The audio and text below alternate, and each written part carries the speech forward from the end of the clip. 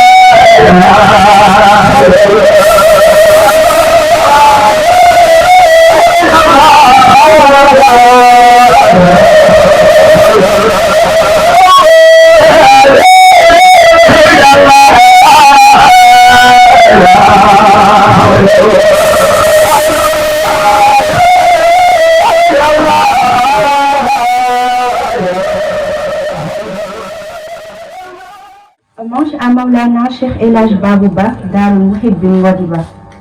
Discours sur la vie de l'œuvre de Maulana Cheikh El Hadj Babouba. Bismillahirrahmanirrahim. Louange à Allah, Seigneur des mondes. Que la paix et les bénédictions soient sur notre prophète Mohammed, paix et salut sur lui, sur sa famille, ses compagnons et tous ceux qui suivent sa voie jusqu'au jour du jugement. Honorables autorités religieuses et coutumières, chers invités, chers disciples, mesdames et messieurs, c'est avec une immense joie et une profonde émotion que je prends la parole aujourd'hui pour rendre hommage à l'une des plus grandes figures religieuses du Ndoukouman, Maulana Cheikh El Hadj Babouba. Homme de savoir, de foi, de sagesse et de développement. Né en 1922, précisément en 1922 à Kër Saalum Diané, fils de El Hadj Niass Ba et grand muhaddam éduqué par l'imam El Hadj Abdoulaye Niass le Grand et de Fatou Diop sa mère. Il a grandi dans un environnement marqué par la piété, le service de l'islam et l'amour des hommes. Très tôt, l'héritage de Madi transmise par les grands maîtres de la Faïda Tidjane, notamment Maulana Cheikh El Hadj Saalum Diané, et son père El Hadj Niass Ba, le multiplicateur de la Faïda Tidjane dans le Ndoukouman, dans le Mouhibine. En 1957, plus précisément en 1957, après le rappel à Dieu de son père, un événement historique marqua la destinée de Wadiba, le berceau de la Faïda dans le Ndoukouman. Maulana Cheikh El Hadj Ibrahima Niass lui-même se déplaça à Wadiba pour désigner son successeur. Son choix portant sur Cheikh El Hadj Babouba. Cette confiance exceptionnelle témoigne de ses qualités spirituelles, de sa droiture et de sa capacité à guider les hommes sur le sommet d'Allah subhanahu wa ta'ala. Dès son introduction au Hanifa, il se consacra entièrement à la continuité de l'œuvre de ses prédécesseurs. Son objectif était clair: renforcer l'islam, propager la Faïda Tidjane et améliorer les conditions de vie des populations. Son action ne se limita pas aux enseignements religieux. Visionnaire et bâtisseur, il comprit que le développement spirituel devait s'accompagner du développement social et économique. Cheikh El Hadj Babouba était également un homme de générosité, d'unité et de rassemblement. Il accueillait chacun avec bienveillance, sans distinction d'origine ou de condition sociale. Son unique préoccupation était le service d'Allah subhanahu wa ta'ala, de l'islam et de la communauté. Après avoir accompli deux fois le pèlerinage à la Mecque et consacré toute sa vie à l'éducation spirituelle et au développement humain, il fut rappelé à Allah le 26 novembre 2015 à Dakar. Son départ fut une immense perte pour la Ummah islamique, particulièrement pour la Faïda et les populations du Ndoukouman. Cependant, les grands ne jamais réellement, ils continuent de vivre à travers leurs œuvres, leurs enseignements et les valeurs qu'ils ont transmises. Aujourd'hui encore, les réalisations de Cheikh El Hadj Babouba témoignent de sa vision, de son courage et de son amour pour sa continuité. En évoquant sa mémoire, nous renouvelons notre engagement à préserver son héritage, à renforcer l'unité entre les musulmans, à servir notre communauté et à poursuivre la propagation de la Faïda Tidjane dans la paix, la fraternité et la sérénité. Qu'Allah le plus élevé accorde sans miséricorde infinie, une et Satan ne n'est pas le message véridique et nous permet de suivre son nom exemple. Amen. Wassalamualaikum warahmatullahi wabarakatuh. Karena akan Allah Cheikh Imam Baba, les plus grands et les plus hauts degrés du paradis, et préserve son héritage spirituel à Yodiba. Amen. Merci. ثم أولياء يجمعنا كم في نوم نجير برامم فحبي النقل وجمعنا كل جار نقيا برايا يكبر المية ولا يجرمية كنت آدم أبها مميدا كل شيء جار في بلاي يجي مدد فتنا برام كل هو وعلم أيورنا كتب كامل مهم الصور كيف يجري من المصيبة قبل قباه وقبل قباه Jorla, li muy rafet rafet jeex lu jeex yow saa xarit lépp lu muy malaayka day màpp yoon ci biir lu ñaaw wëttal na barkaali kañu ay wax di ko bu fukkar xam na loolu lu ko man ñu ci lépp loo na ko naan ko daal ci seen ak yow saa xarit bu baax ci ñu malaayka xeetu baax moo ko def malaayka xeetu man tax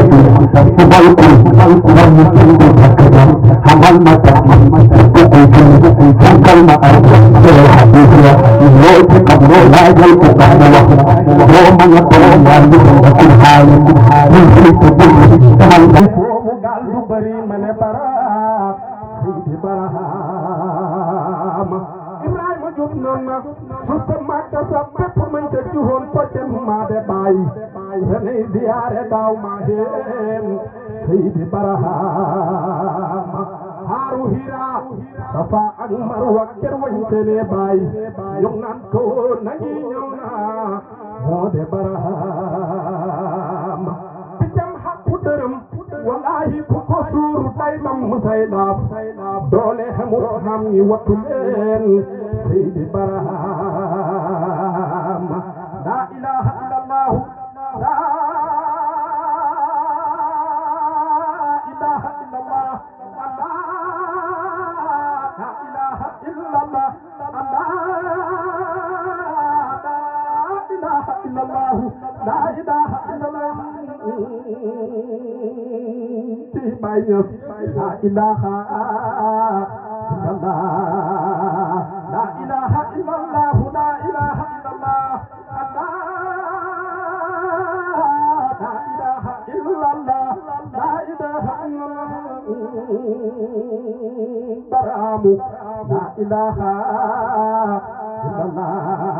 ndigal mooma wayloo duul dama jàng su doon jàng mel naa ni am muuma man yéen ñi jàngul xoroot jàng bayaat laa wax leen ma ko jàppee na man jànguma saw ku ci Barahama njabootam gu baax yi noo dalak ko xol wi ba bës bës mu bay ma jóg mel ni nga waaw di peyu baay bi alhaaji baabu الذين سبقونا بالإيمان ولا تجعل في قلوبنا غلا للذين آمنوا ربنا إنك رؤوف رحيم يا ربنا يا خالق العوالم حل بيننا وبين كل ظالم يا ربنا يا خالق العوالم حل بيننا وبين كل ظالم يا ربنا يا خالق العوالم حل بيننا وبين كل ظالم يا ربنا أنت ترى ما قد جرى فاقسم بقهر من علينا جسرا يا ربنا عجل لنا بالفرج ونجنا من ضياع وحرج وامدد علينا من حماك الأمنع صرادقا من حل في يمنع